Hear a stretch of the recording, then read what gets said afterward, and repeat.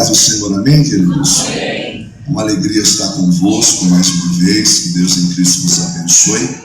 Queria te convidar, você que pode, curvar sua cabeça. Nós vamos fazer mais uma oração, pedindo a bênção de Deus sobre as nossas vidas nessa noite, tá bom? Vamos orar? Soberano Deus, eterno e poderoso, meu Deus, eu te louvo, ó Pai, por essa oportunidade. Meu Deus, te louvo por este momento que o Senhor nos dá na tua presença. O Senhor já tem falado conosco por meio dos louvores. Agora nós vamos entrar, Senhor, naquilo que é a dimensão da tua palavra. Espírito Santo, cada um de nós aqui somos dependentes de ti. Fala conosco para a glória do teu nome. É o que eu te peço, em nome de Jesus. Amém e amém. Amém, queridos? Meus irmãos, eu sou grato a Deus por esse convite, e os irmãos já me viram pregar, já estive aqui algumas vezes, mas eu queria bater um papo, na verdade. Eu até falei para o pastor, quando a proposta é assim, eu tenho mais como um estudo bíblico, né? Para quem não me conhece, eu sou professor de teologia, e nos últimos dias a gente tem cursado, tem dado bastante curso sobre a vida, desenvolvimento pessoal. Eu tenho as minhas formações teológicas e também liderança, tenho formação em neurocoach, enfim. Mas a minha proposta é olhar para as Escrituras, o que a Bíblia fala. Então eu queria ler um texto para os irmãos, se você pode. Pega aí Mateus, na sua Bíblia, Mateus capítulo de número 6, do verso 19 ao 34. Mateus 19 ao 34. É uma leitura um pouco extensa, pastor, mas ela é bem completa. Mateus 6, do verso 19 até o 34. Quem achou, diga amém. Amém. Glória a Deus. Aí o pregador diz assim: quem não achou, diz misericórdia, né, irmão? Mas você achou, amém? Se você não achou, está no telão, aí você pode dizer amém. Diz assim a palavra do Senhor. Eu vou ler na minha versão, que diz assim, ó: não acumulem para vocês tesouros na terra, aonde a traça e a ferrugem destrói, e onde os ladrões arrombam e furtam. Mas acumulem para vocês tesouros no céu, aonde a traça e a ferrugem não destroem, e onde os ladrões não arrombam e nem furtam. Pois onde estiver o seu tesouro, aí estará o seu coração. Os olhos são a candeia do corpo. Se os seus olhos forem bons, todo o seu corpo será cheio de luz. Mas se os seus olhos forem maus, todo o seu corpo será cheio de trevas. Portanto, se a luz que está dentro de você são trevas, que tremenda trevas serão. Ninguém pode servir a dois senhores, pois odiará um e amará o outro, ou se dedicará a um e desprezará o outro. Vocês não podem servir a Deus e ao dinheiro. Portanto, eu lhes digo, não se preocupe com as suas próprias vidas, quanto ao que comer ou beber, nem com seus próprios corpos, quanto que havem de vestir. Não é a vida mais importante do que a comida, e o corpo mais importante do que a roupa? Observem as aves do céu: não semeiam, nem colhem, nem armazenam em celeiros, contudo o Pai Celestial as alimenta. Não tem vocês muito mais valor do que elas? Quem de vocês, por mais que se preocupe, pode acrescentar uma hora à sua vida? Porque vocês se preocupam com roupas.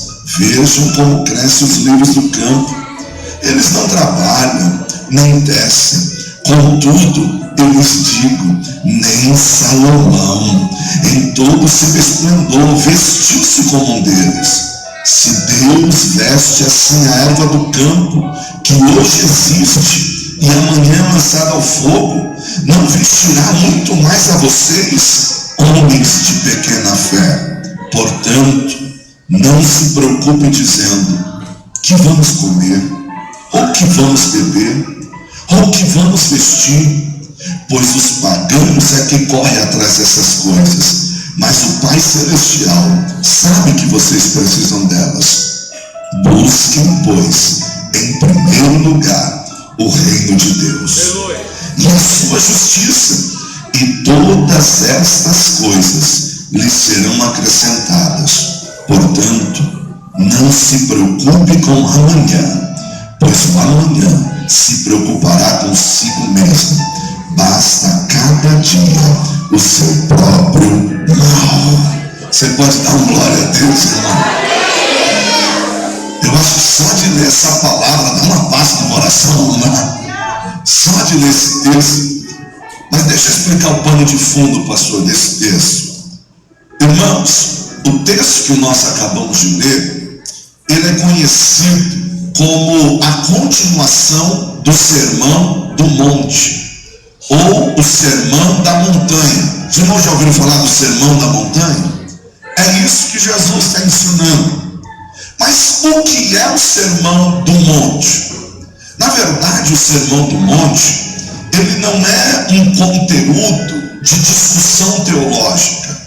O Sermão do Monte não é um conjunto de discussão filosófica, não. O Sermão do Monte é um conjunto de ensinamentos sobre a prática da vida. Jesus está ensinando os seus discípulos dizendo assim, se você quiser viver bem, faça isso.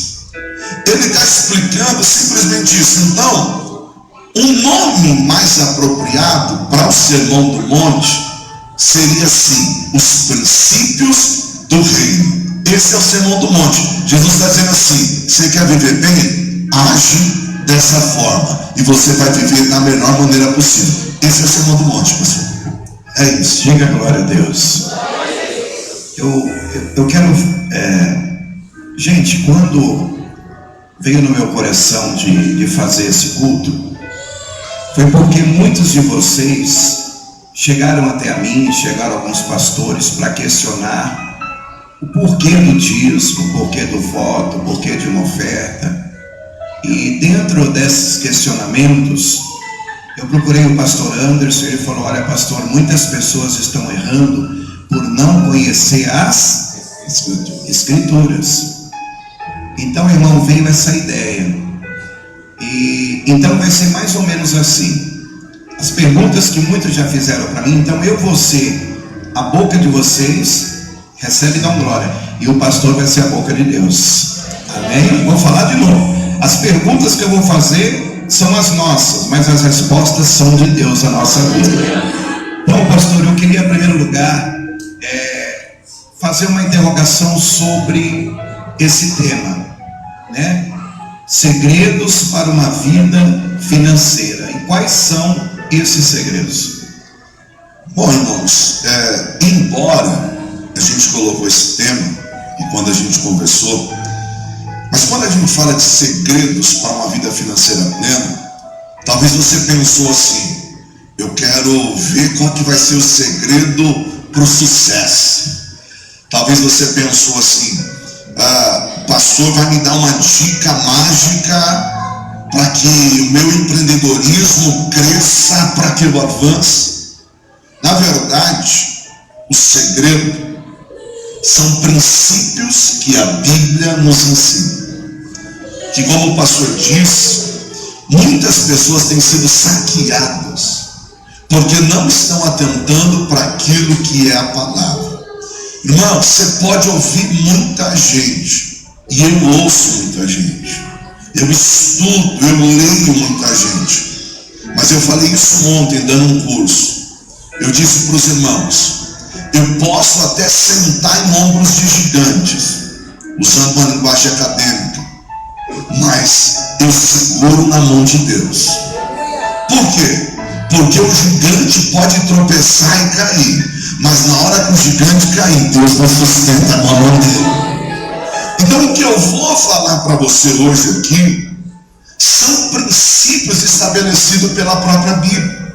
Pastor, o texto que nós lemos, ele vai apresentar algumas questões. A primeira questão, só no texto é uma introdução. A primeira questão que o texto nos apresenta, O texto vai nos mostrar que na vida a gente não deve ser avarento e deve saber investir no lugar certo. Quem quer ter lucro tem que investir no lugar certo, sim ou não? Olha o que a Bíblia diz, pastor, que nós lemos. Mateus 6, 19 e 20.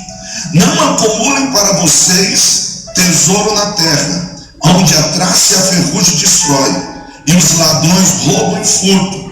Mas acumulem para vocês tesouro no céu, onde a traça e a ferrugem não destrói, e onde os ladrões não roubam e nem furtam. Onde Deus manda a gente investir, pastor? A pergunta é: tem banco no céu, pastor? Tem banco no céu, gente? Tem ou não tem?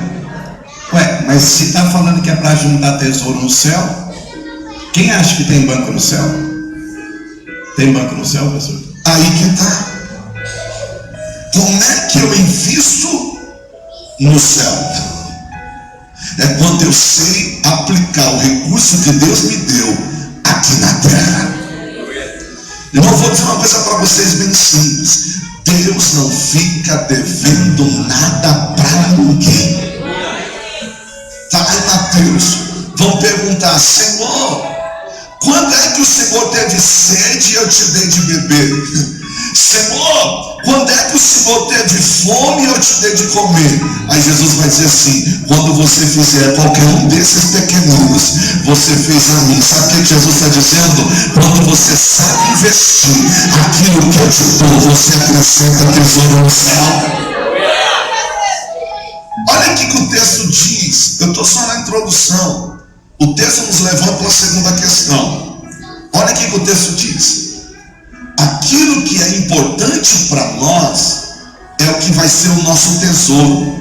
E aí ele diz: aonde tiver o seu tesouro, aí está o seu. Olha que interessante, irmãos. Quando o texto fala de coração, pastor, ele não está falando desse órgão que pulsa. Quando ele fala de coração, ele está falando de centro das nossas emoções. Ele está dizendo para assim, ó: aquilo que é importante para você é onde as suas emoções vão se aliançar. E se as suas emoções se aliançar com isso, ele vai dizer simplesmente o seguinte: você vai investir tempo, esforço e dinheiro. Aquilo que é importante para você é onde você vai investir o seu dinheiro. Por isso que ele diz: aonde tiver o seu tesouro, aí está o seu coração. Irmãos, se a igreja aberta, se alguém pregando o evangelho é importante, você investe. Se a sua família é importante, você investe. Então aprenda uma coisa: às vezes parar para tomar um café com um filho, uma filha, não é gasto, é investimento. Às vezes parar com uma esposa e com um esposo, pastor, um minutinho ali do nosso dia, vamos comprar um bolinho para vir tomar café? Aí alguém diz assim: a gente vai gastar assim. Não é gasto, é investimento na nossa família, porque onde estiver o seu coração, ali está o seu tesouro. Mais uma questão na introdução do texto. Eu sei que eu estou tomando tempo, pastor, mas eu estou na introdução aqui.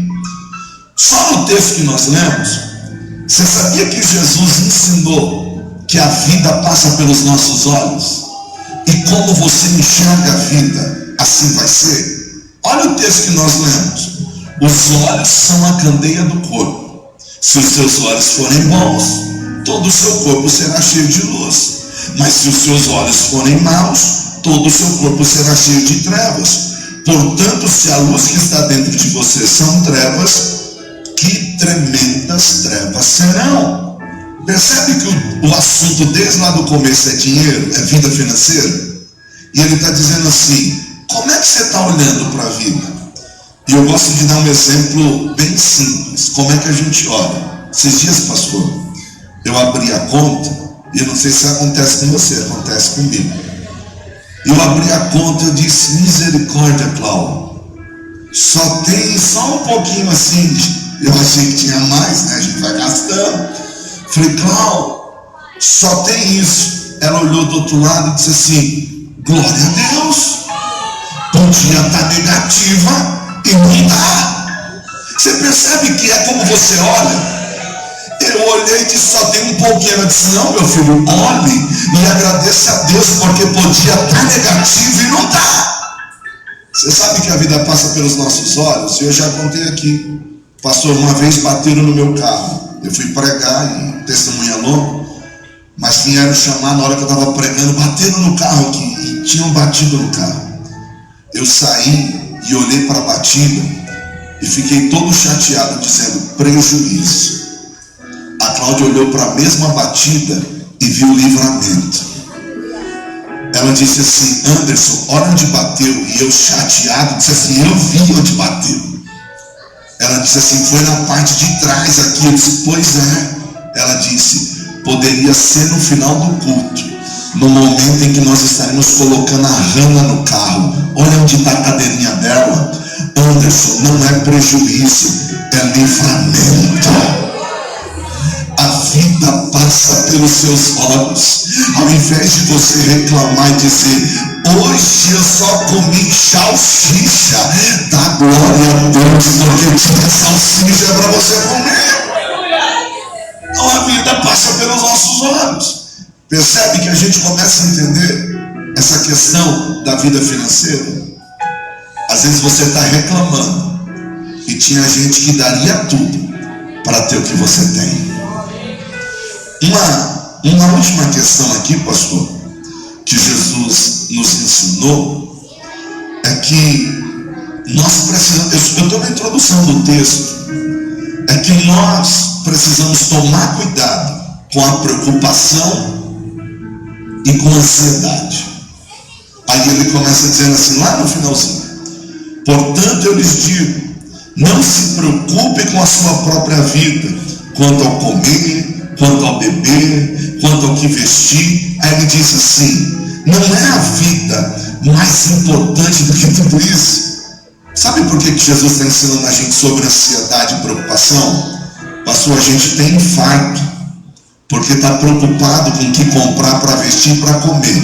Aí Jesus diz assim, você fica aí todo preocupado, você morre, fica tudo aí. Ele está dizendo assim, a sua vida é mais importante do que o vestir e mais importante do que o comer. Aí parece que ele vai desamparar a gente, né? Ele diz assim, olha a natureza.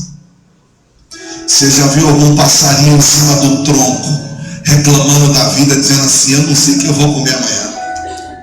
Você já viu algum passarinho desesperado dizendo assim, eu não cultivei nada hoje? Olha o que Deus está dizendo. Se eu cuido do passarinho, você tem mais valor. Você é mais importante para mim. Sabe o que Jesus está dizendo para mim e para você?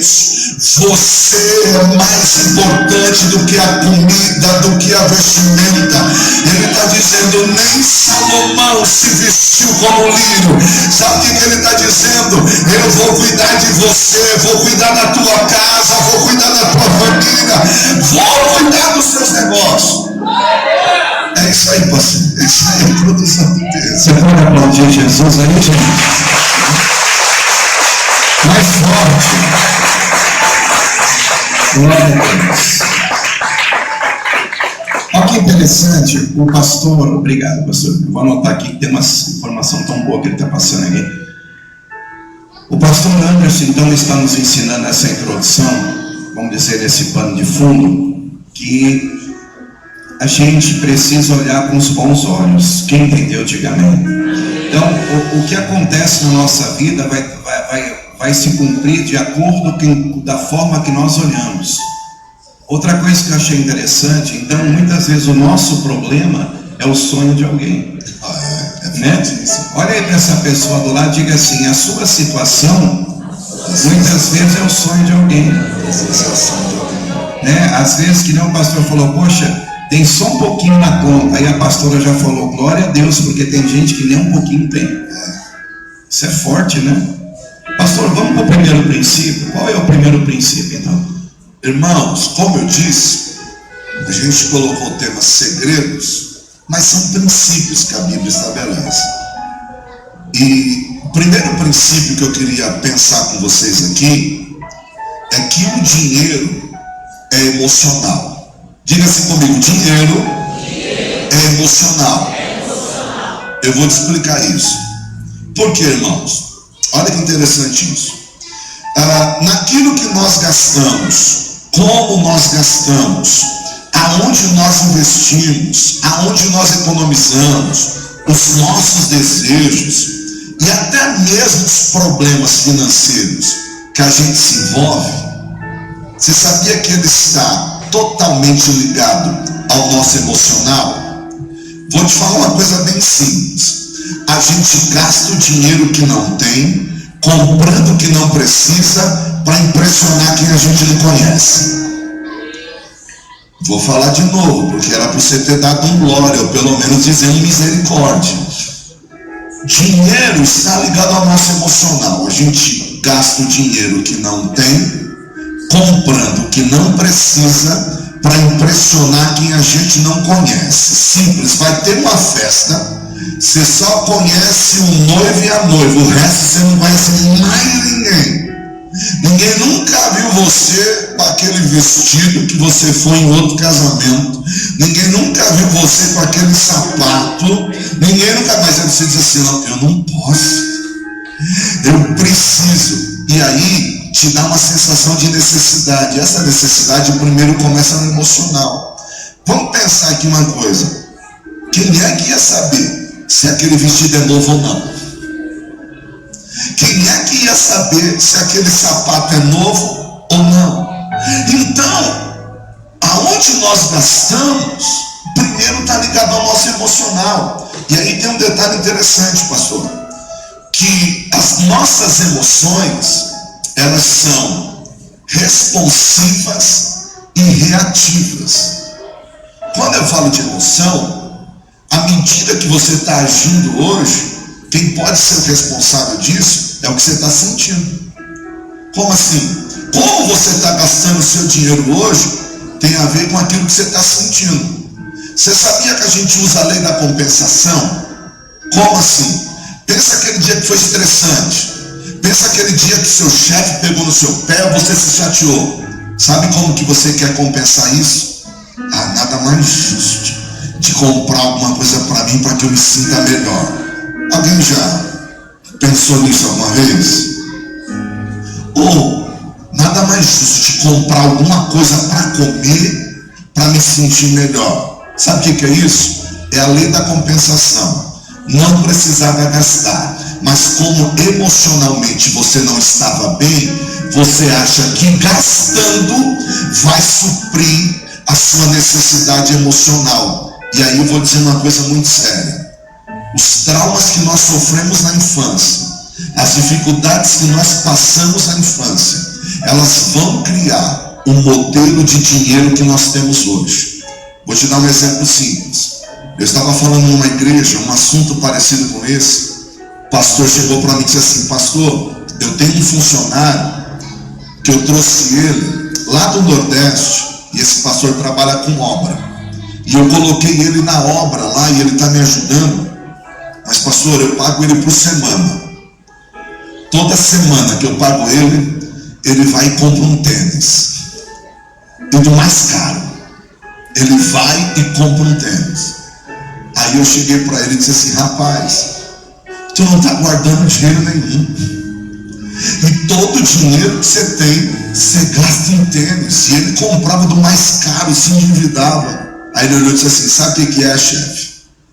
É que a vida inteira lá no sertão, eu quando criança, andei descalço.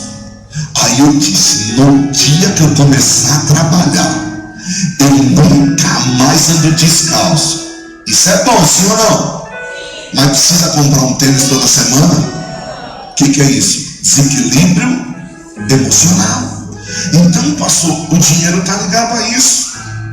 Então, muitas das coisas que nós fazemos hoje está ligado a nós queremos provar alguma coisa para alguém.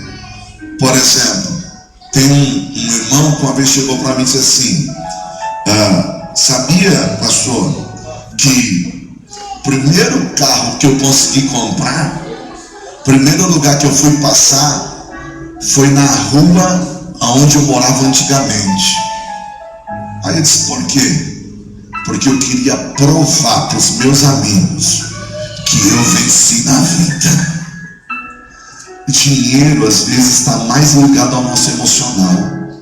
Tem gente, irmão, que está gastando dinheiro e está enrolado, tentando provar alguma coisa para alguém. Você vai ser próspero no dia que você aprender a investir no lugar certo e da maneira certa. O dinheiro, ele está tão ligado ao nosso emocional, pastor. Se você quiser falar alguma coisa, o senhor fica em liberdade. O dinheiro está tão ligado ao nosso emocional que o dinheiro passa uma falsa segurança. Sabia disso? Quem de nós, quando estava saindo de casa, de repente bateu a mão no bolso, na bolsa, olhou e disse assim: ai, glória a Deus, pelo menos tem aqui uns 50 reais. O dinheiro te passa uma segurança, sim ou não? Mas vamos pensar alguma coisa? O que aquele dinheiro pode mudar na sua vida? Mas ele te passa uma falsa segurança.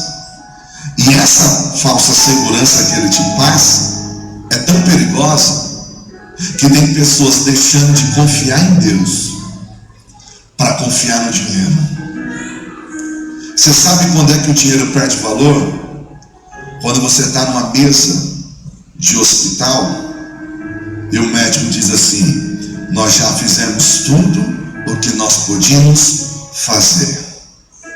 Aí alguém diz lá: então a gente tem que confiar em Deus. Por que a gente não confia em Deus primeiro? Por que a gente não coloca a nossa confiança em Deus? Então entenda isso, irmão. Ter dinheiro é bom. Sim ou não? Sim. O que não pode é o dinheiro te ter. Ter dinheiro é bom, mas o dinheiro não pode te ter. Porque se o dinheiro te tiver, ele vai dominar o seu emocional.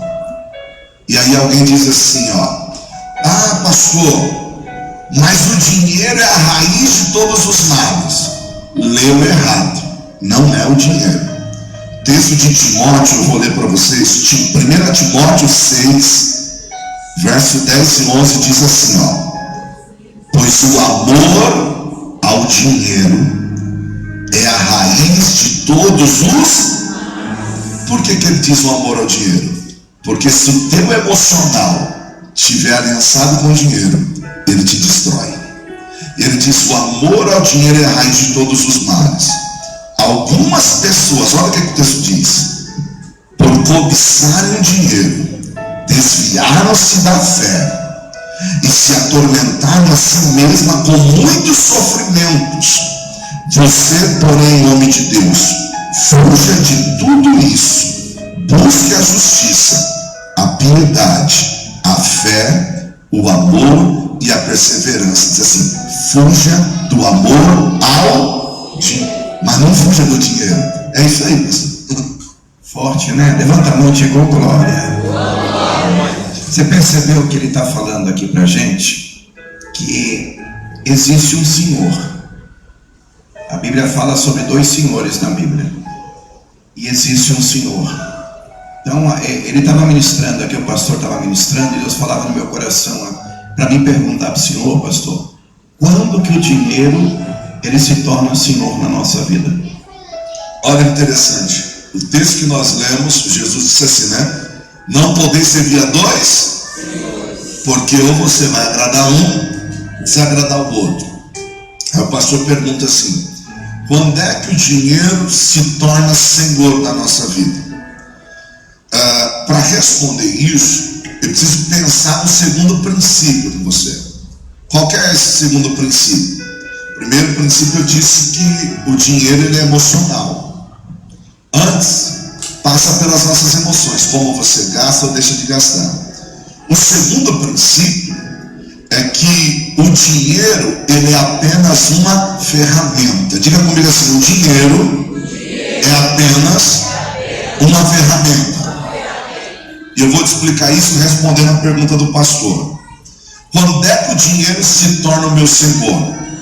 Quando eu deixo de confiar em Deus e passo a confiar no dinheiro que eu tenho. Por quê? Porque se isso acontecer, o dinheiro deixa de ser uma ferramenta e começa a me controlar. E tudo aquilo que te controla se torna senhor da sua vida. Se o pecado te controlar, ele se torna senhor da sua vida. Se o dinheiro te controlar, ele se torna senhor da sua vida. Mas se a sua vida é guiada e regida por Deus, ele é o senhor da sua vida. E aí, sabe por que confiar no dinheiro é contraditório? Eu disse que o dinheiro é apenas uma ferramenta. Confiar no dinheiro, pastor, é contraditório. Se ele se tornar senhor e não ferramenta, eu estou complicado. Porque, presta atenção. O dinheiro, ele é motivo de alegria, mas também é motivo de tristeza. Sim ou não? Ganhei dinheiro, fico feliz. Sim ou não? Perdi dinheiro, fico triste. Como é que eu posso confiar em alguém que é motivo de alegria e motivo de tristeza? Olha um outro ponto. O dinheiro pode dar esperança, sim ou não? Sim. Mas ao mesmo tempo ele pode tirar. Como é que ele dá esperança? Alguém chega para você assim, fiquei sabendo que vão liberar alguma coisa do governo aí. Olha, quem trabalhou na época, a gente viveu isso esses dias lá. Quem trabalhou na época de tal, vê lá se você tem dinheiro. É só pra gente que está aqui. Quem é que criou algum tipo de esperança quando essa notícia chegou? Eu também criei. Deu esperança, sim ou não? Mas quando você entrou no sistema e viu que não tinha nada, o que aconteceu com a esperança? Foi embora.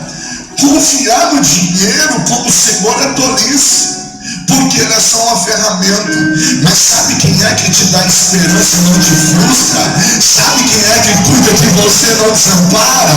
O Deus a quem você serve. O salmista diz: fui moço e agora sou velho, nunca vi um justo desamparado, e nem a sua descendência passa fome. A nossa esperança está no Senhor. Irmão, sabe por que o dinheiro, ele não pode ser senhor da nossa vida, pastor? Eu disse que ele é ferramenta. Sabe por que ele tem que ser usado como ferramenta e não como senhor? Simples. O dinheiro compra companhia, mas não compra amigo. Se eu quiser companhia e eu tiver dinheiro, o dinheiro compra. Mas amigo, o dinheiro não pode comprar. Talvez você diga assim: pastor, mas quem tem amigo tem dinheiro. Não, tem companhia. Amigo não, porque amigo você tendo, ele é seu amigo. Você não tendo, ele continua sendo seu amigo. O dinheiro, isso aqui, pastor, isso aqui é interessante. O dinheiro, ele compra colchão, e bom. Posso falar? Pode. Me lasquei, diga aleluia. Eu e a pastora Sara compramos no ano de 2. Vou falar, pode falar? Nossa, venho do céu, Jesus, vou falar. Fala pro teu irmão, pastor se lascou. Isso que eu falo, se não ora, se lasca. Vou falar, pastor. Você já viu aquela propaganda do Sonopanic? Irmão, eu paguei 14 meses um colchão porque eu tenho escoliose, a minha coluna não é reta. E veio um cara em casa, né, Sara? O cara trouxe a metade de um colchão, falou: deita aí. A Sara deitou e tem um negócio que faz, como é que chama? Massagem. E eu falei: eita, coisa boa. Aí paguei 14 meses, irmão. Não fiquei 2 meses com o colchão, já começou a ficar pior para mim. Aí eu falei: eu quero devolver, né? Não teve como devolver, porque é uma coisa íntima. Olha o que o pastor falou, está falando aqui, ó. Eu falei isso para Deus, falei: Deus, eu não orei. Comprei um grande colchão, mas não tive uma noite abençoada de sono. Por quê? Porque o dinheiro pode comprar o colchão, mas não tem poder para te dar o sono. Dinheiro não pode ser o seu Senhor. Tem gente, usando o exemplo do pastor, que pôde comprar os melhores colchões, mas deita e não consegue dormir. Mas tem um Senhor que Ele te dá enquanto você dorme. Ele cuida de você enquanto você dorme. Então deixa eu lhe dizer uma coisa: sua vida vai ser próspera, sua vida vai ser abençoada, mas Senhor da tua vida é só Ele. Só Ele é Senhor da sua vida. Sabe por que o dinheiro não pode ser seu Senhor? Você tem que usar ele como ferramenta. Eu estava escrevendo, pastor, eu fiquei hoje o dia inteiro escrevendo, e eu estava assim, falei, meu Deus, eu quando estou escrevendo a palavra assim, estudando, eu fico ali dando glória, dá vontade de falar em línguas, e se deixar eu quero pregar na hora.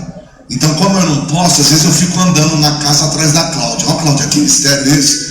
E a Cláudia correndo, ela faz assim, como esposa sábia, né? Aham, amém. É uma bênção. Para não dizer assim, meu filho, para de perturbar, deixa eu trabalhar aqui em paz. E eu fico, olha que tremendo. Mas, pastor, olha que lindo isso. Dinheiro não pode ser senhor da sua vida. Sabe por quê? Porque o dinheiro te veste como um príncipe. O dinheiro te veste como um príncipe, mas não tem poder de te fazer se sentir nobre. Vou falar de novo.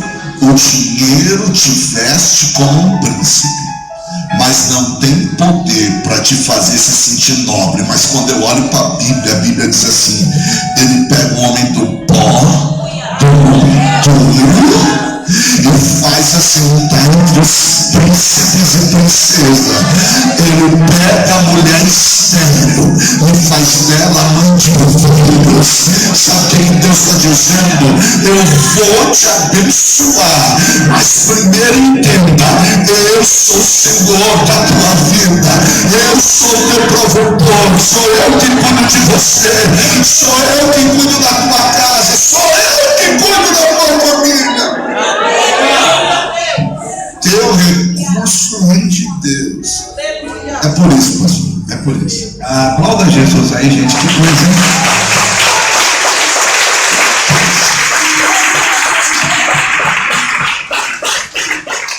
Glória a Deus. Eu queria também perguntar para o pastor Anderson, que eu sei que muita gente aqui pergunta.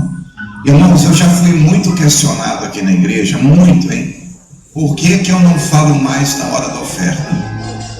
Por que uma palavra leva de 40 a 45 minutos e o momento da oferta é 7, 8 minutos? Pessoas me questionando. Então eu queria fazer uma pergunta para o senhor: qual é a vantagem de uma pessoa investir na obra de Deus? Isso é interessante porque, assim, irmãos, qual que é a vantagem de uma pessoa investir na obra de Deus? Se você está prestando atenção, eu acabei de dizer que o dinheiro é só uma ferramenta. Então, quem é o seu Senhor? Deus. Jesus é o nosso Senhor. Então, primeiro ponto que eu preciso entender, e eu posso chamar isso de um terceiro princípio, que eu preciso permitir que Deus governe a minha vida e não o dinheiro. Que Deus governe a minha vida e não o dinheiro. Eu já disse que o dinheiro, ele é uma ótima ferramenta, mas é um péssimo senhor, é um péssimo patrão. Então, respondendo a pergunta, qual que é a vantagem de se investir na obra de Deus? Eu acho que o primeiro ponto é que quando você investe na obra de Deus, já fica claro quem é o Senhor da sua vida. Primeira vantagem é que quando eu tenho essa liberalidade de investir na obra, eu já estou dizendo para mim mesmo e para o meu emocional: quem governa a minha vida não é o dinheiro, quem governa a minha vida é o Senhor. E aí eu preciso entender uma coisa, irmãos: quando o Senhor é Senhor da minha vida, eu amo o que Ele ama. O que é importante para Ele é importante para mim. Eu ouvi de um irmão esses dias, e esse irmão ele disse o seguinte: pastor, sabe por que eu dizimo na igreja? Por que eu oferto na igreja? Ele disse assim: porque quando eu sei que as portas da igreja estão abertas, e se alguém talvez que pensou em tirar a vida, procurar a igreja está aberta, eu sei que ela vai ouvir uma palavra de Deus. E ele trabalha bastante, ele corre bastante. Às vezes ele fala assim: mesmo que eu não consiga lá todos os dias, eu sei que a porta vai estar aberta para receber quem precisa.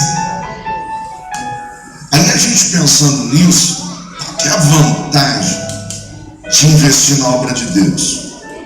Porque, irmãos, eu posso gastar, escuta isso, eu posso gastar 500 mil reais em uma cerimônia de casamento, mas isso não é garantia de que eu vou ter um casamento feliz.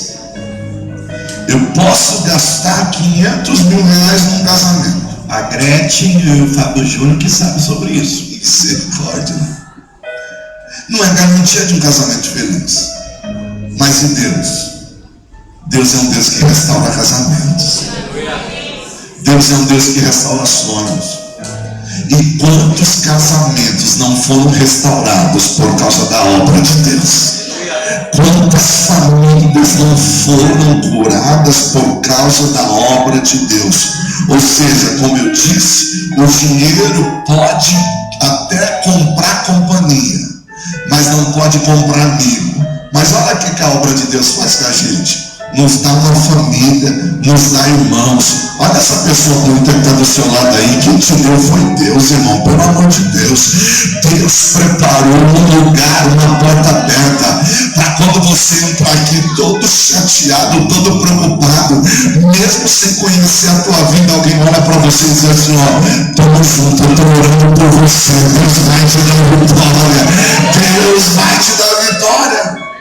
Então, irmãos, a gente precisa entender isso. Então eu preciso compreender, pastor, que ainda que o dinheiro pode comprar os melhores colchões, ele não pode dar o sono.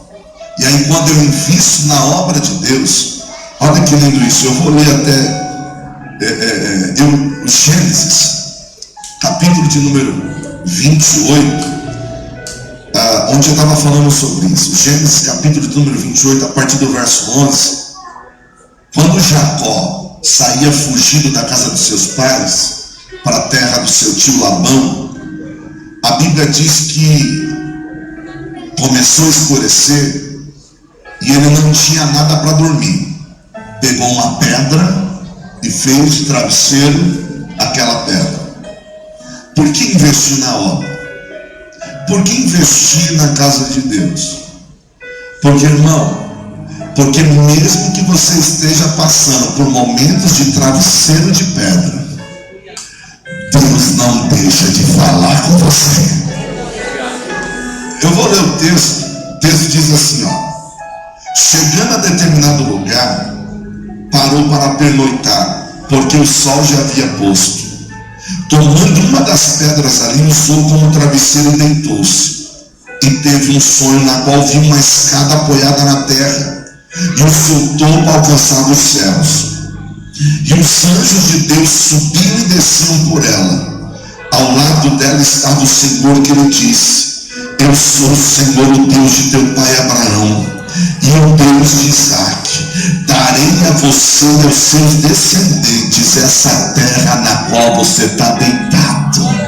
Sabe o que Deus está dizendo para Jacó? Você saiu vazio, você não tem nada, você não tem garantia nenhuma, você está dormindo numa pedra, mas eu apareci para você para dizer: a sua garantia está em mim. A terra que você está deitado eu vou te dar. Quando eu invisto na obra de Deus, Deus cuida de mim. Quando eu invisto na obra de Deus, Deus cuida da minha casa. Vou dar um testemunho, pastor, que eu vivi essa semana. Eu e a minha esposa. O meu celular, irmãos, eu uso ele para dar aula, para ler a Bíblia, eu uso ele para tudo. Às vezes para ouvir a aula, para ouvir alguma coisa, e ele caiu. E ele caiu, ele fez uma mancha branca bem no meio, assim. E eu não estava podendo comprar outro celular.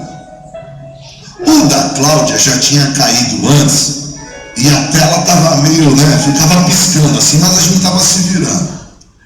E aí a gente ficava naquela assim, ó, vai comprar o de quem primeiro? Não dá para comprar os dois agora, não dá. E a Cláudia dizendo assim, compra para você usa na escola aí para dar aula. Disse, Cláudia, compra para você. Tá me virando, mas toda vez que eu ia ler, eu começava a ler assim, virava assim, depois virava assim para tentar terminar de ler.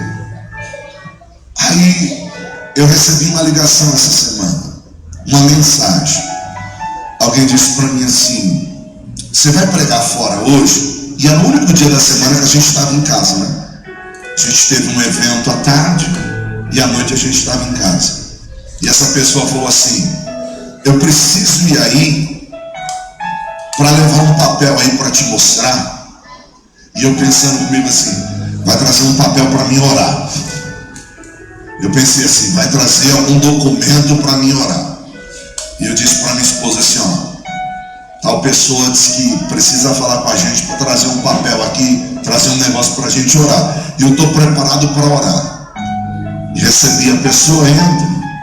E a pessoa entrou com uma caixa, chegou e de dentro dessa caixa tirou 2 celulares novos, deu um para mim, disse assim, segura aí, pegou o outro, deu outro na mão da minha esposa e disse assim, ó, para vocês fazerem a obra. Você não deu glória porque não era seu celular, né?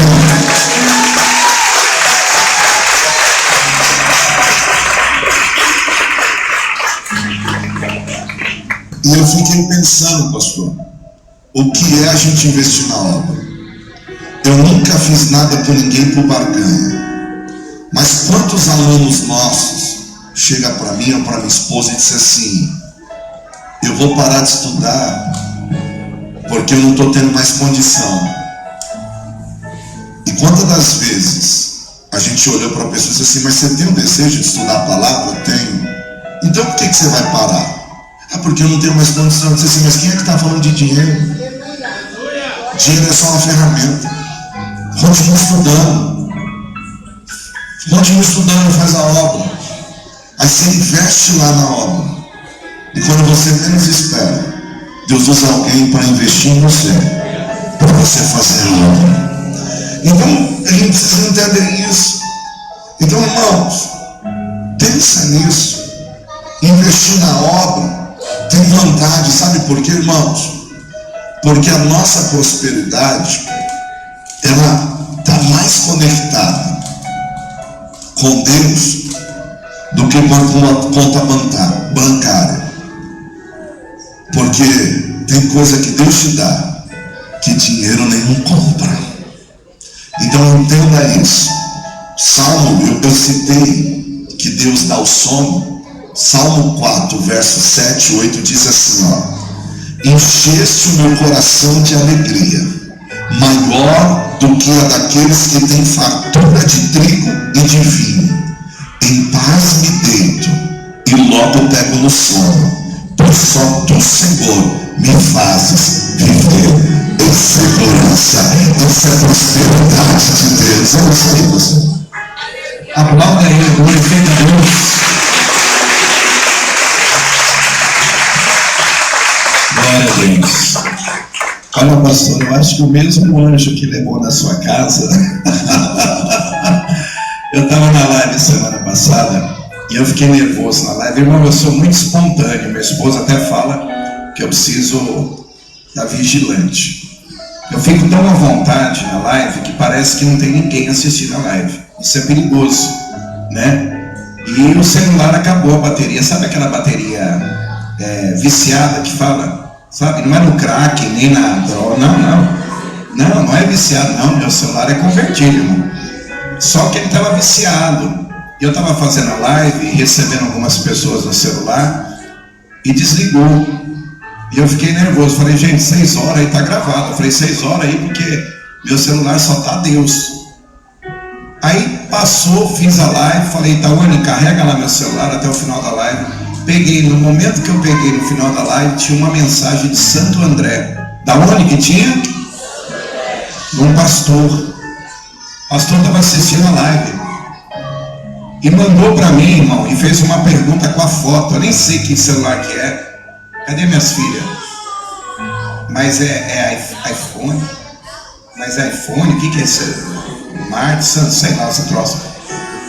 Irmão, ele mandou uma mensagem para mim, seu Q9, S9, e perguntando se eu aceitava na caixa. Oxe, olha pro teu irmão do lado de cá, aleluia. Troquei um viciado por um, diga glória a Deus. Veio de Santo André até a minha casa. E sabe o que ele falou para mim, pastor Ramos? É para o senhor fazer a... Você não bateu palma porque não era seu.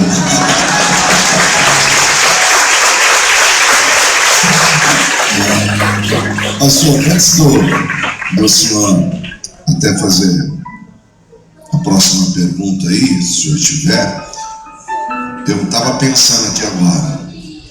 Irmãos, se você for fazer uma reflexão, pensa aí pelo menos 2 ou 3, eu vou falar 3 motivos que realmente foram importantes na sua vida, assim, aqueles que te marcaram.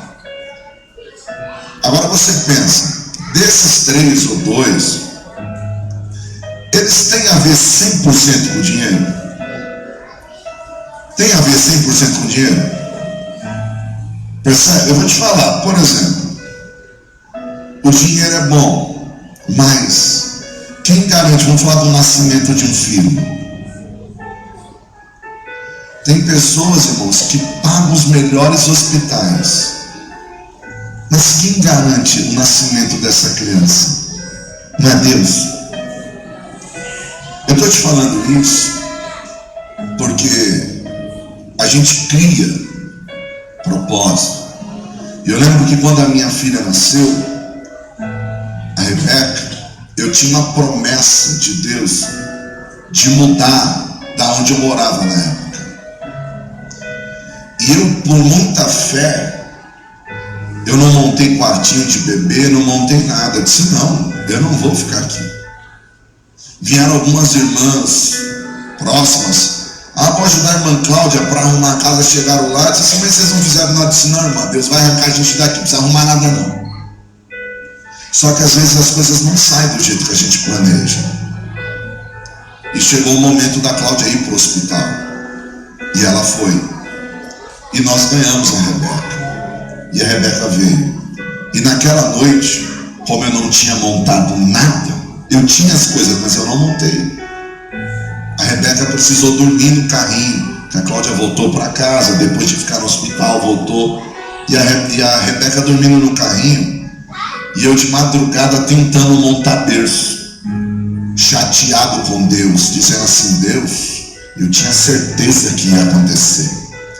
Deus, eu sabia que ia acontecer. Por que o Senhor não fez? E eu não sou um bom montador, irmão. Então, quanto mais eu tentava montar, as coisas davam errado, mais eu ficava nervoso. De repente, a Cláudia parou e disse assim, Anderson, a gente está chateado, porque aquilo que a gente esperava financeiramente não aconteceu. Mas ela disse isso 3 horas da manhã. Olha para a Rebeca, bebezinha, no carrinho. Ela disse assim, quantas crianças não puderam sair do hospital? Quantas crianças morreram no parto? A gente não tem o lugar que a gente esperava, mas olha o que Deus nos deu. Aí quando eu lembro disso, irmão, o dinheiro é só uma ferramenta. Tem coisa que o dinheiro não pode lhe dar. A vida do teu filho foi Deus que te deu. Então, querido, se você ainda não tem aquilo que você esperava ter, calma. É só mais um pouquinho, está chegando. Mas o melhor ele já te deu. É o fôlego de vida. Isso aí, pastor. fôlego de vida. Pessoal, nós vamos falar agora sobre um tópico muito importante. Eu acho que é um dos mais importantes dessa palestra, vamos dizer assim. Porque tem pessoas que eu já vi pregando, falando assim: ó, eu já vi isso. Se você não dá o dízimo, você vai para o inferno. Isso é mentira. Então, é importante você ouvir da boca do pastor Anderson: pastor, o que a Bíblia fala sobre o dízimo? Só que eu anotei 3 coisas aqui. Eu queria que o senhor falasse sobre o dízimo na Bíblia, o dízimo e a lei, e o dízimo no Novo Testamento. Acho que é os 3 principais. Amém. Irmãos, a gente agora então entra num contexto um pouco mais sistemático, né? Uma coisa um pouco mais com mais informação à luz de textos bíblicos. Eu acho que o primeiro ponto que a gente precisa entender, que talvez pareça ser simples, tá? Mas tem gente que não sabe o que significa a palavra dízimo. Nossa, pastor, tem gente que não sabe. Tem gente que não sabe. Tem gente que não sabe. Então a palavra dízimo, tanto no hebraico como no grego, ela expressa a ideia de 10ª parte. É a 10ª parte. Então dízimo é a 10ª parte. Uma coisa que a gente precisa entender, pastor, que essa 10ª parte, ela é paga voluntariamente, né? Ela é uma entrega. Só que na verdade, muitas pessoas acham que dízimo é um contexto só eclesiástico, é um contexto que tem a ver só com a igreja. Não é. Civilizações antigas, muitos reis, essa prática de dar 10ª parte, isso já era comum. Então não é uma coisa que alguém diz assim: ah, foi os crentes que inventou. Não, não é. Aí o senhor fez a primeira pergunta, essa questão, né, de dízimo na Bíblia. Então nós entendemos que na verdade o dízimo não é uma coisa que se resume ao contexto bíblico. Mas e a Bíblia com relação ao dízimo? A Bíblia fala do dízimo, tá? Onde é a primeira vez que a Bíblia fala do dízimo?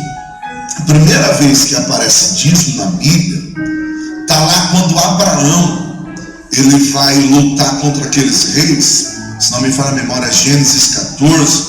E quando Abraão vai, deixa eu até olhar no texto bíblico, quando Abraão ele vai lutar contra 4 reis, se não me falha a memória, Gênesis 14, do 17 ao 20. Gênesis 14, do 17 ao 20.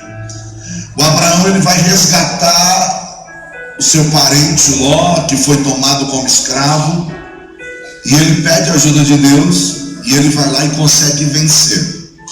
Quando Abraão volta, olha que interessante, ele encontra uma figura, um homem chamado Melquisedeque, rei de Salém. E aí o texto bíblico diz que Abraão deu o dízimo de tudo. Então é a primeira vez que aparece o dízimo na Bíblia. Então o dízimo é bíblico? É. Abraão deu o dízimo de tudo. Quando é a segunda vez que o dízimo aparece na Bíblia? Gênesis 28. Eu acabei de falar para vocês. Lembra que eu disse que Jacó estava deitado num travesseiro de pedra? Depois que Deus fala com ele, se você continuar lendo o texto, Gênesis 28, depois que Deus fala com ele, ele acorda do sonho, ele diz assim: esse lugar não é outro, senão a casa de Deus. E aquela cidade chamava Luz, e ele vai colocar o nome de Betel. Bet, casa, é Deus, né? Então, casa de Deus. E aí ele faz um voto.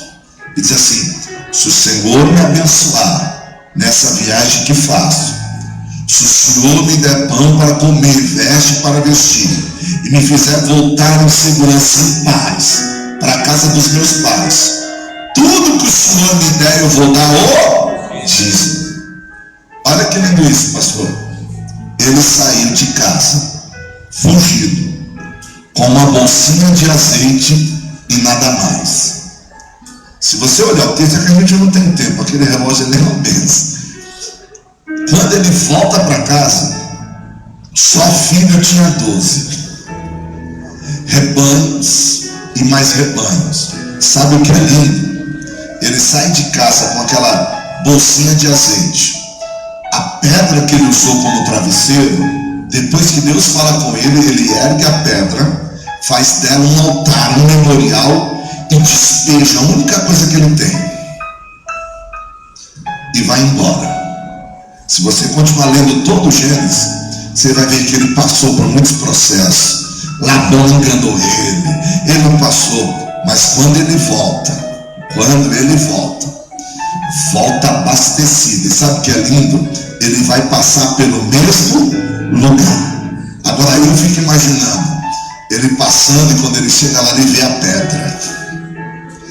Imagina ele olhando para a pedra, diz assim: pedra, um dia eu passei aqui, eu não tinha nada, mas quem tem Deus tem tudo. Imagina o Jacó dizendo: pedra, olha o que Deus me deu. Passa filhos, passa rebanho, passa ovelhas, passa servos, passa serva. Já tinha se ajeitado com Esaú, estava em paz. Aí ele olha e diz assim: vale a pena ser fiel a Deus e dar dízimo de tudo. Então a gente tem o dízimo na Bíblia em Abraão, dízimo na Bíblia em Jacó. Mas o pastor fez uma pergunta: mas o dízimo e a lei? Olha que interessante. Quando Abraão dá o dízimo 430 anos antes da lei. A lei foi dada lá no Monte Sinai, em Êxodo, dada a Moisés. Aí tem gente que diz assim: o dízimo é da lei. Abraão deu dízimo antes da lei. O dízimo é da lei. Jacó deu dízimo antes da lei. Mas e na lei? A lei incorpora o dízimo. Por quê? Você vai ter vários versos. Por exemplo, você tem Levítico, que vai falar sobre o dízimo. Quer ver? Deixa eu ver se eu acho o texto aqui. Deuteronômio 14, verso 22. Ele diz assim, Deuteronômio já está falando do contexto da lei. Separem o dízimo de tudo e o que a terra produzir anualmente. Ou seja, Deuteronômio 14, 22. E Deuteronômio é a repetição da lei. Você vai ter, por exemplo, lá o texto de Números 18, 21. Doa aos levitas todos os dízimos em Israel, como retribuição pelo trabalho e para fazerem a tenda do encontro. Ou seja, em todo o contexto bíblico, os levitas, eles eram responsáveis por administrar o sacerdote, os dízimos que as pessoas traziam. Então o dízimo era dado antes da lei e continuou sendo dado na lei. Aí o pastor fez uma pergunta assim: mas e o Novo Testamento? E é o que mais a gente ouve assim: mas o livro é do Antigo, o dízimo é do Antigo Testamento. No Novo Testamento a gente não tem essa ideia de dízimo. E aí eu vou dizer para você que no Novo Testamento a gente tem. Por exemplo, o dízimo nos evangelhos, né? O dízimo, os evangelhos falam do dízimo? Fala. Mateus 23, verso de número 23. Diz assim, ai de vocês, mestres da lei e fariseus.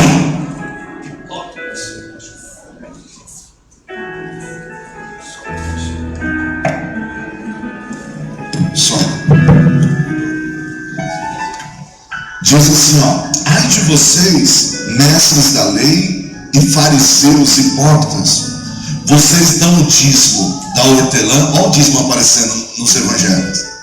Vocês dão o dízimo do hortelã, do endro e do cominho, mas têm negligenciado os preceitos mais importantes da lei: a justiça, a misericórdia e a fidelidade. E olha o que Jesus diz: vocês devem praticar estas coisas sem omitir aquelas. Tem muita gente que pega esse texto e diz assim: Jesus falou contra o dízimo. É só você ler o texto com calma. Em nenhum momento Jesus falou contra o dízimo. O que Jesus disse? Vocês devem fazer essas coisas e não omitir as outras. O que Jesus está dizendo? Meu filho, eu não estou preocupado só em você dar o dízimo. Eu estou preocupado em você ter vida comigo. O pastor disse assim, tem gente que diz que se você não der o dízimo, você vai para o inferno. Não é isso que a Bíblia diz. Dízimo está ligado à fé. Dízimo está ligado a relacionamento. Dízimo está ligado à gratidão. Mas injustiça, viver no pecado, viver uma vida torta, vai te levar para o inferno. Aí Jesus está ensinando, meu filho, seja dizimista, mas anda também em santidade, anda em retidão, consagra a tua vida. Porque tem gente, pastor, que acha que é só vir dar o dízimo, acabou. Tem que ter vida com Deus. Seja dizimista e ofertante para colher o melhor de Deus. Mas deixa eu dizer uma coisa: se você mente, não minta mais. Se você rouba, não roube mais. Se você trai, não traia mais. Se você peca, não peque mais. Porque para entrar no céu tem que ter vida de santidade com Deus. Se fosse só dar o dízimo, aí era fácil. Você imagina o Neymar dar o dízimo dele? Você não precisa fazer nada disso. Pode viver a vida que quiser e só dar o dízimo. Não. O que Jesus está dizendo é assim, ó, dê o dízimo, mas viva uma vida de santidade. Viva uma vida de comunhão comigo. Então, quando a gente fala do Novo Testamento, eu falei dos Evangelhos, mas também tem um texto aqui. O dízimo ele aparece nas epístolas. Quando o apóstolo Paulo, deixa eu ver se eu acho o texto aqui, 1 Coríntios 9, do verso 7 ao 14.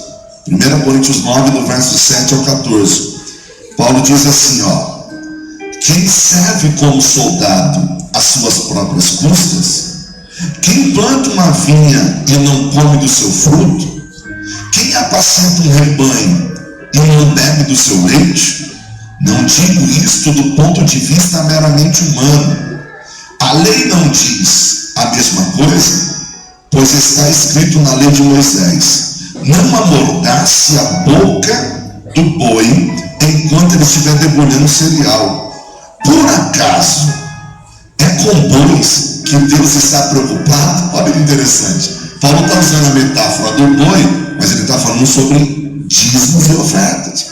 E ele diz assim, ó: não é certamente por nossa causa que ele diz, sim, isso foi escrito em nosso favor, porque o lavrador, quando ara, e o debulhador, quando debulha, devem fazê-lo na esperança de participar da colheita.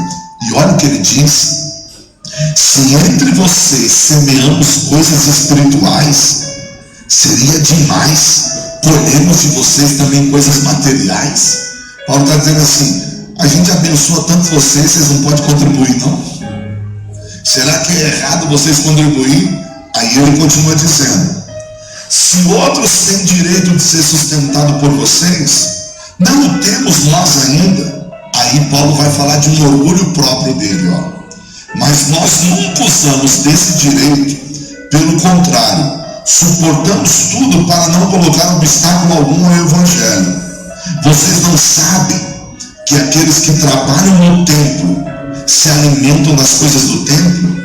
E os que servem diante do altar participam do que é oferecido no altar? Da mesma forma, o Senhor ordenou: aqueles que pregam o Evangelho vivam do Evangelho. Sabe o que Paulo está dizendo? Você precisa aprender a contribuir. Você precisa aprender a ofertar. Então Paulo está nos ensinando isso. Então quando a gente fala do dízimo, dízimo está presente na Bíblia antes da lei, em Abraão. Dízimo está presente na Bíblia na lei e depois da lei. Se você ler Hebreus, o texto de Hebreus vai dizer justamente o seguinte, ó, que na verdade Melquisedeque, ele vai dizer assim, ele era rei de Salém. Aí Hebreus diz assim: ele não tinha genealogia, Ele não tinha. Aí o escritor aos Hebreus está dizendo assim: Abraão deu o dízimo antes da lei vir. Abraão deu o dízimo, aquele que vive. O texto está dizendo: Abraão dizimou ao Senhor antes da lei e depois. Ou seja, o dízimo está em toda a Bíblia, pastor. Glória a Deus, diga aleluia. Gente, eu vou correr aqui, eu anotei algumas perguntas do pastor aqui. São perguntas sobre as críticas e até objeções mais comuns sobre o dízimo. Talvez até pessoas da sua casa, um familiar teu, já até brincou com você, já jogou no ar. Você dá dinheiro para o pastor, seu dízimo vai para o bolso do pastor, né? Então eu queria perguntar para o pastor Anderson aqui, pastor, sobre algumas críticas e objeções mais comuns sobre o dízimo. Eu anotei a primeira objeção aqui: o dízimo é da lei, amém, e nós não estamos debaixo da lei. É o que muita gente usa como termo. Aí eles vão dizer, porque a lei foi abolida por Cristo, foi justamente o que o senhor falou agora, portanto estamos livres de dar o dízimo. Isso é uma objeção que muitas pessoas fazem.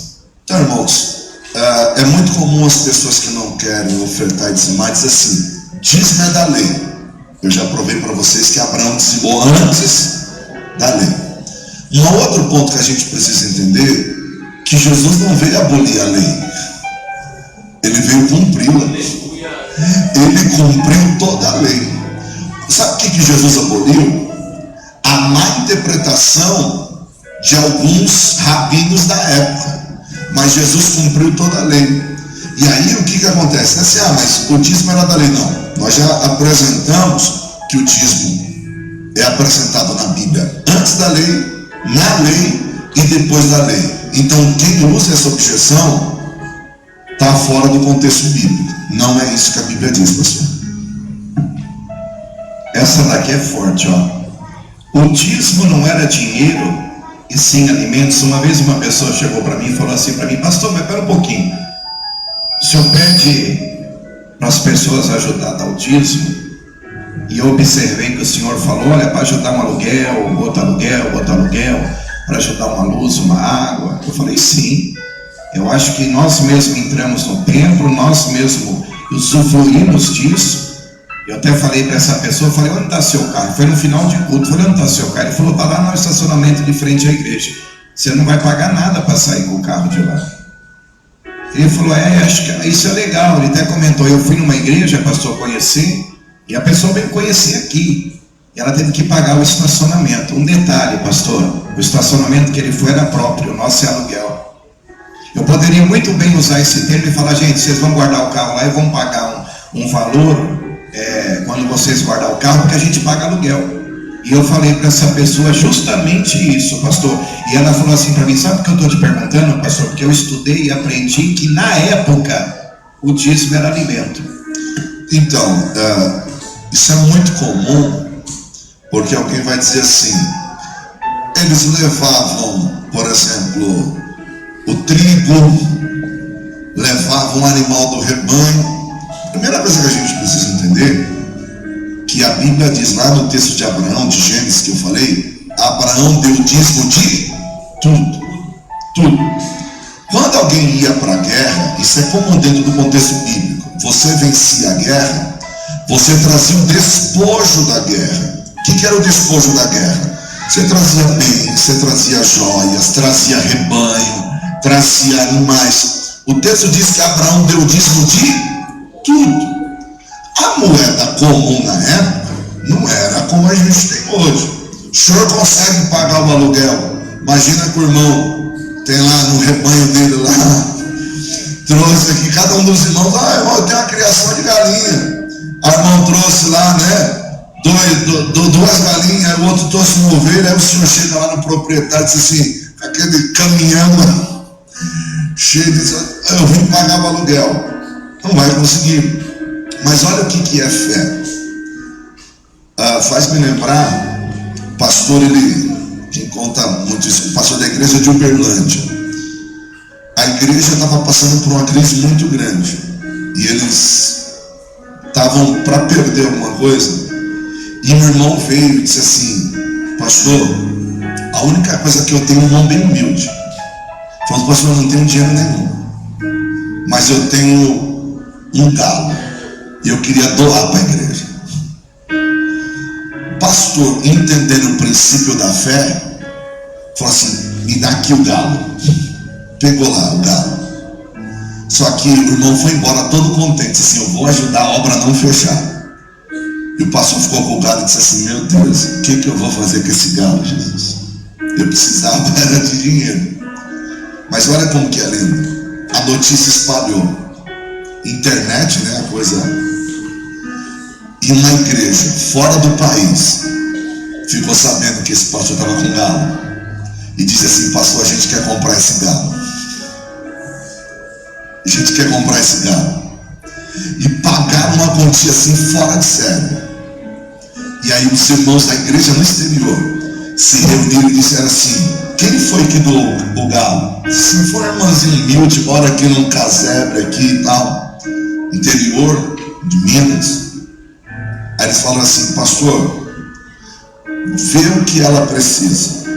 O pastor foi lá, olhou e falou, irmão, ela não tem nada. A terra onde ela mora é dela? É. A igreja do exterior. Isso é fato verídico. Eles vieram, irmão, eles levantaram uma oferta lá no exterior. Vieram, construíram uma bela de uma casa para essa irmã. Mobiliaram toda a casa. Desenvolveram um sistema de horta, de plantio, de irrigação da terra. Disseram para ela assim, esse é a recompensa de você ter doado o teu único galo para a obra do Senhor. Esse testemunho é muito forte. Eu estou correndo quase na hora, pastor, mas assim, ela nunca fez esperando receber em troca.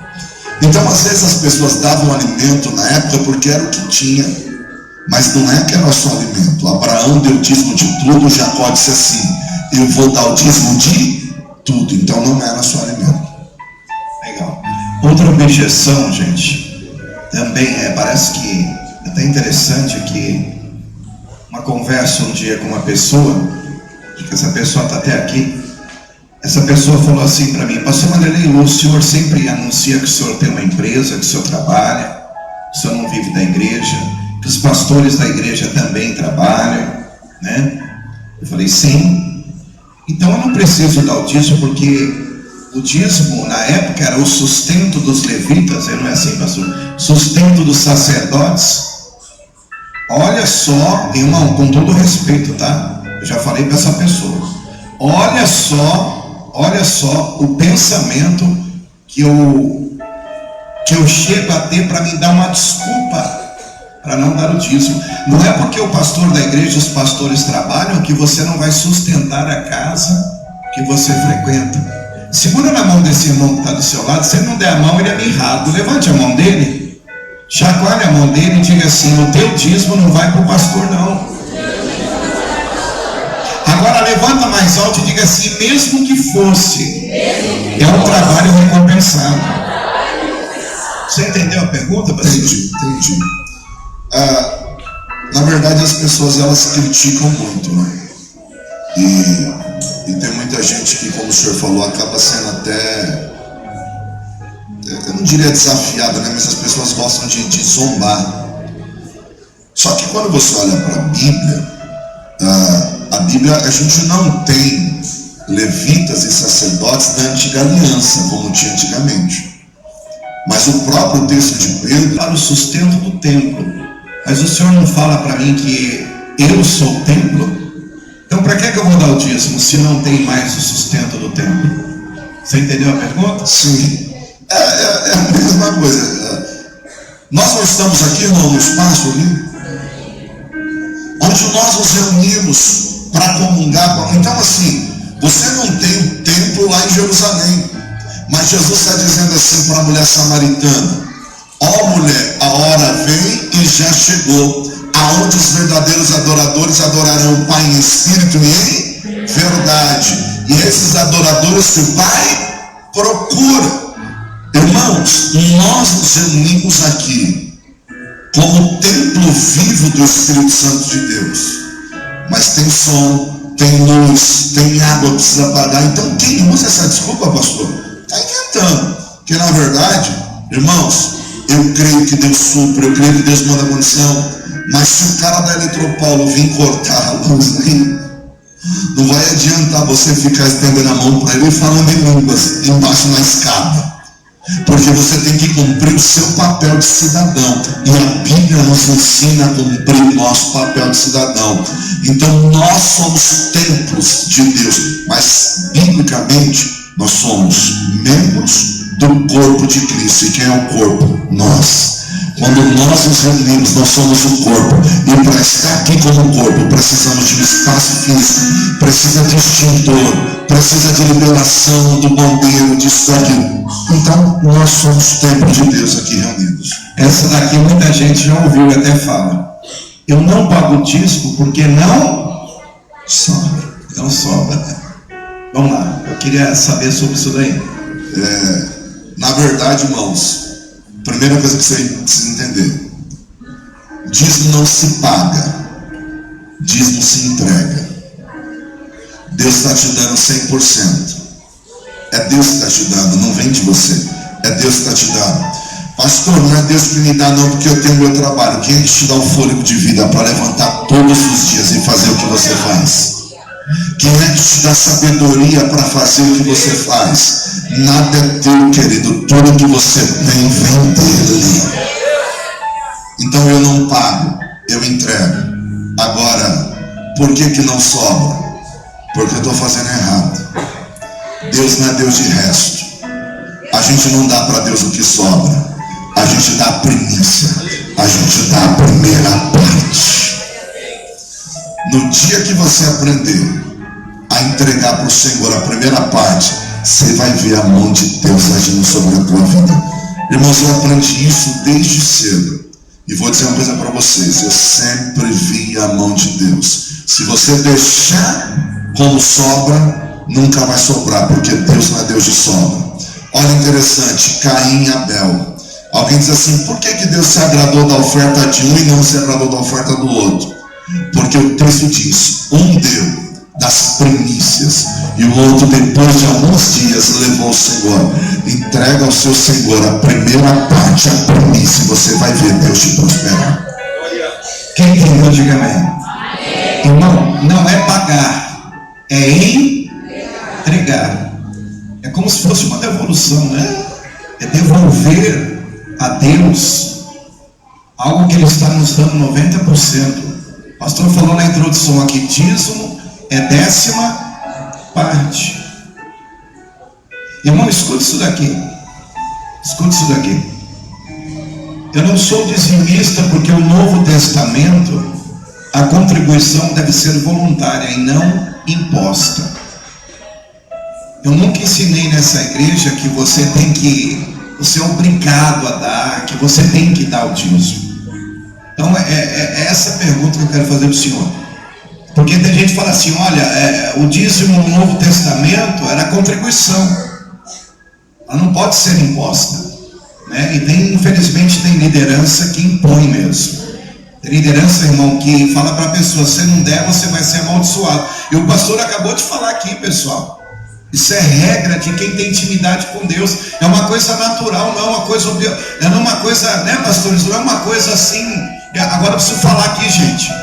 Não é uma coisa obrigatória. Ai, meu Deus do céu, eu vou ter que dar. Ai, que dor de cabeça. Não, é uma coisa natural. É uma coisa de íntimo. Você recebeu natural, não é nada pesado para você. Você vai tirar a 10ª parte. Vou falar uma coisa por mim, gente. Presta atenção, vou falar por mim. Esquece que eu sou pastor. Eu sempre dei o dízimo a mais do que eu recebo. A mais.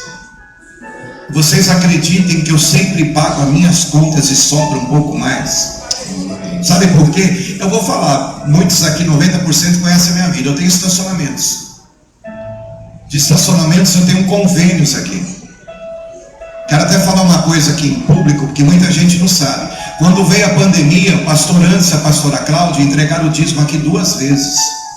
Pastor, nós sentimos de semear, até me arrepia, de semear na sua igreja. E não foi só eles, foram outras pessoas que nem da igreja era.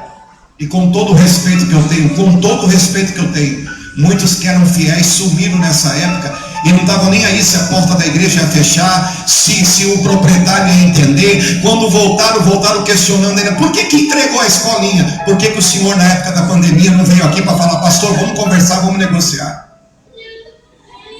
Então tem muita gente, irmão, que é bom para criticar, mas para chegar junto, para ajudar. Na hora do churrasco está todo mundo ali, mas na hora de limpar vai todo mundo embora. Eita, agora eu peguei pesado.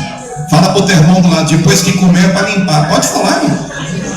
Quantas vezes, pastora Sara, pastor Renato? Vou falar agora, eu até fiquei de pé, dá licença. Quantas vezes nós fizemos eventos aqui, aí eu vou procurar um obreiro, vou procurar... Nossa, já foram embora, ficou só para a gente limpar. O povo é bom para falar, mas para chegar junto não é. Pega na mão do irmão, se ele não der, você já descobriu quem é. Levanta a mão dele. Você desculpa ter ficado de pé, não consigo falar só se você sentar. Levanta a mão dele, levanta a mão dela e diga assim: na hora da carne, você faz o L, mas na hora de comer, você vê o zoião. Cutuca o irmão do lado, é para cutucar. Se ele não gostar do cutuco, ele é bom companheiro. Cutuca o irmão do lado e diga para esse irmão do lado. Diga para esse irmão do lado, é para falar mesmo. Diga para esse irmão do lado, que é a última pergunta agora. Diga assim: olha, a contribuição, ela é voluntária. Dá para entender isso aí, pastor? Deu. Irmãos, eu louvo a Deus assim pela vida do pastor, porque na verdade a gente sabe que tem muitos lugares que jamais o povo quer tratar com transparência, assim, né? E realmente, no Novo Testamento, a Bíblia faz citação do dízimo, mas em nenhum momento do Novo Testamento você encontra como algo obrigatório. Não, você não tem. Você não tem diferente do que era imposto na lei como obrigação, né?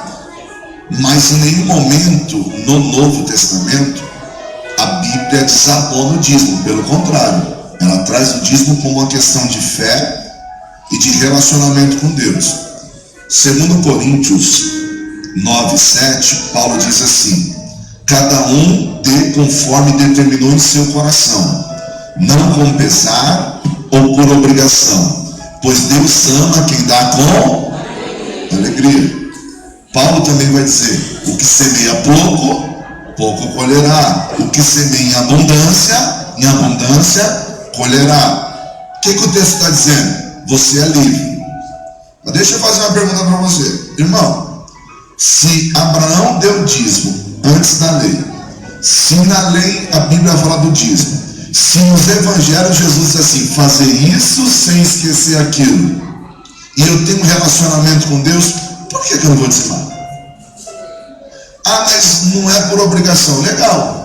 Se você acha que você está questionando o dízimo, mas o Novo Testamento não põe por obrigação, então tá bom. Então, se dízimo no Novo Testamento não é obrigação e dízimo é a 10ª parte, eu já falei isso para uma pessoa. Você está questionando que não é obrigação. Então 10% não é obrigação, não. Eu falei, então você vai dar 15%.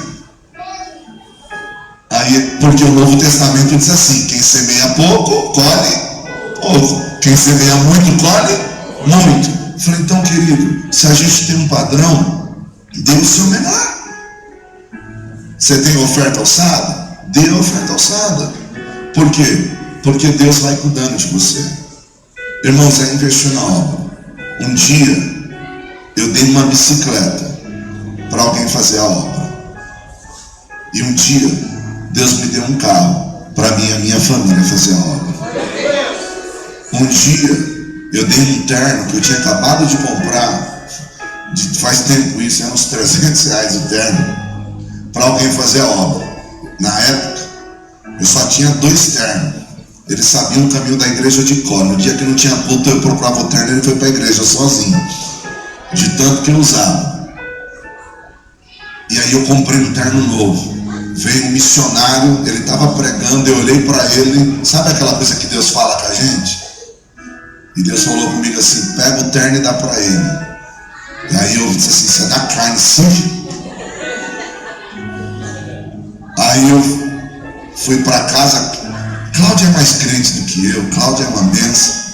Eu disse: Cláudia, estranho. Olha como o crente que não quer abençoar, disse: estranho. Eu disse para ela assim: estranho. Eu estava no culto e olhava para o irmão, E vinha aquela voz dentro de mim: dá o terno para ele, dá o terno para ele. Olha eu dizendo estranho. Ela disse assim: por que você não deu? Eu disse: que não sabia se era de Deus, infeliz, mentiroso. Aí ela disse assim: vamos ligar para o irmão que trouxe ele. Eu disse: tá bom. Ligamos para o pastor que trouxe ele. Aí o pastor disse assim: a gente, pastor, onde é que ele está hospedado? Ele era do Amazonas, irmão. Pastor, onde é que ele está hospedado? O pastor disse assim: eu não levei ele ainda, está aqui em casa tomando café. Aí nós dissemos assim: então não leva ele não, segura ele aí que eu estou indo aí. Aí fui lá no guarda-roupa, o terno na capa, sabe quando vem na capa? Eu olhei os antiguinhos e disse assim: pode ser um desses, não, senhor? Senão um novo. Peguei o terno, pensa, irmão, corajoso.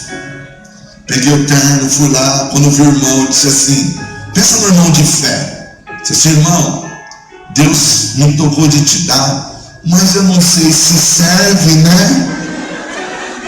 Pensa numa fé, irmão. O homem tirou o terno da capa. Quando colocou o blazer do terno: pastor, foi feito para mim, olha, certinho. Aí eu disse para ele assim: amém, então Deus te abençoe, é seu. Fui embora, pregando a palavra como eu faço para minha família. Um dia eu ia pregar num lugar muito grande, muitos pregadores passam por lá, e eu pensei, eu disse assim: ô Jesus, bem que podia ter um terno novo para pregar lá, né? Eu estou pregando em São Caetano, irmão. Terminei de pregar, desci do púlpito que eu ia expor os meus livros, estava lá no fundo da igreja. Quando eu ia chegando no fundo da igreja, saiu um irmão do meu tamanho, assim, grandão, só que ele era gordinho, forte. Ele fez assim para mim, assim, com a mão: para aí. Aí eu parei, ele tirou uma fita métrica do bolso, começou a me medir. Mediu o ombro, mediu as pernas, me deu um cartão, disse assim: me liga. Uma cara de mal, disse: tá bom. Entrei no carro de ciclau, aconteceu um negócio tão estranho. Disse: o que foi? O irmão mediu tudinho ali, eu fiquei com medo. Falei: vai que ele está preparando alguma coisa ruim para mim. Com misericórdia. Eu disse: vem um varão com prumo na minha direção. Eu só estranhei, Cláudio, que ele me deu um cartão. Aí a Cláudia disse: deixa eu ver o cartão. Voltando de São Caetano, irmão. A Cláudia olhou o cartão e disse assim: Anderson, isso aqui é uma loja de terno chique, caro. E estava lá no cartão: alfaiate chefe. Quando eu liguei para ele, ele falou assim: eu tenho um terno para o senhor. Eu fui buscar o terno, irmão.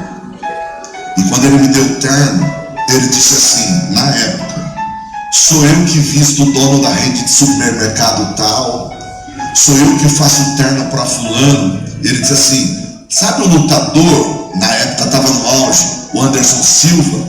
Ele disse assim: eu faço o terno para o Anderson Silva. Na hora eu pensei assim: e Deus mandou fazer um terno para o Anderson Santos. Quando eu peguei o terno, eu disse assim: irmão, só por curiosidade, faz uns 10 anos isso, né, Cláudio? Mas quanto que custa esse terno? Ele falou assim: esse terno está em torno, há 10 anos atrás, em torno de 3.200, 3.400. Aí eu pensei: Jesus, dei um de 300. Deus me deu um que vale 10 vezes mais. Ainda pensei comigo: Deus sabe como fazer. Se me desse o dinheiro na mão, irmão, eu comprava mais um de 300 e ia comprar roupa para a família inteira. Deus orou e disse assim: não, porque quando eu dou o melhor. Então, irmão, para de desculpa para não ofertar, porque Deus dá o melhor, pessoal. Aplauda Jesus.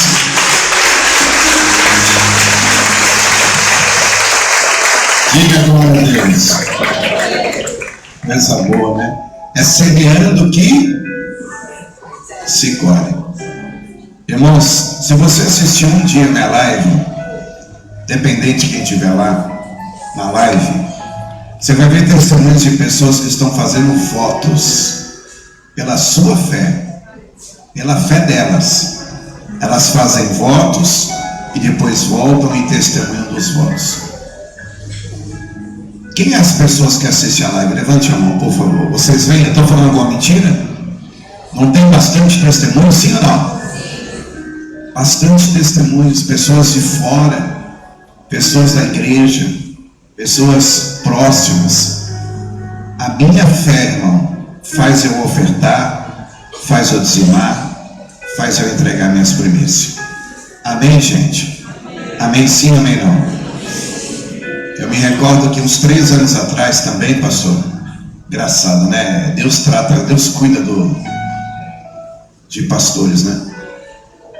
Eu tinha 2 ternos e eu doei 2 ternos. Eu estava tomando banho, era um domingo, eu estava aqui na igreja e eu falei, eu não sei qual que eu coloco. Aí eu tomando banho aqui na igreja, eu vim mais cedo de São Paulo, os meus ternos ficam aqui. Aí, na época eu só tinha 2, e eu tomando banho, o Senhor falou assim, você não vai colocar nenhum dos 2. Eu falei, tá bom, Senhor, então eu vou ligar para minha esposa para me trazer uma roupa mais tranquila. O Senhor falou, não, você vai colocar a roupa que está pendurada lá, que era uma camisa vermelha, se não me engano, e aqueles 2 ternos, quando essa pessoa chegar na igreja, você chama daqui em cima e dá para ele. Tomando banho, irmão. Aí sabe quando você está lavando a cabeça e fala, sai demônio da minha mente, sai demônio da minha mente? Aí depois eu saí, olhei para os ternos, quando eu estava me vestindo, o Senhor falou, dá. Eu dei. Passou 3 dias. Eu disse 3 dias, na quarta-feira, isso foi um domingo. Na quarta-feira, eu tenho testemunhas aqui. Vem um irmão aqui, não sei se tem pessoas portuguesas que conhecem ele, o João Marques. Quem conhece o João Marques? Levanta a mão, levanta a mão. Você conhece? O irmão conhece o João, os 2? João Marques chegou, falou, subiu lá em cima e falou, pastor Vanderlei, eu nunca me esqueço. Pastor Vanderlei, qual o número que o senhor veste? Eu falei, rapaz, não sei, minha esposa que sabe. Aí perguntou para a senhora falou, é 5. Olha para o irmão do lado, diga aí, olha, deixa para você, fala para o irmão. Ele falou, tá bom, pastor. Ele desceu, foi no carro, irmão, ele me deu um terno tão lindo, mas tão lindo o terno que eu uso até hoje, diga aleluia. Alguém viu o João Marques por aí, gente? E eu fiquei tão feliz, eu falei, gente, eu dei no domingo, na quarta-feira, após o culto eu recebi outro. Quando Deus tocar no teu coração de abençoar, abençoa. Porque para você trazer coisas novas, você tem que liberar. Entendeu? Deixa a gaveta livre para chegar às novas. Amém? Agora bate na mão do irmão do lado, diga assim, não, fala para o irmão, este são os segredos para uma vida financeira plena. Vamos aplaudir de pé o Senhor Jesus? Vamos aplaudir de pé.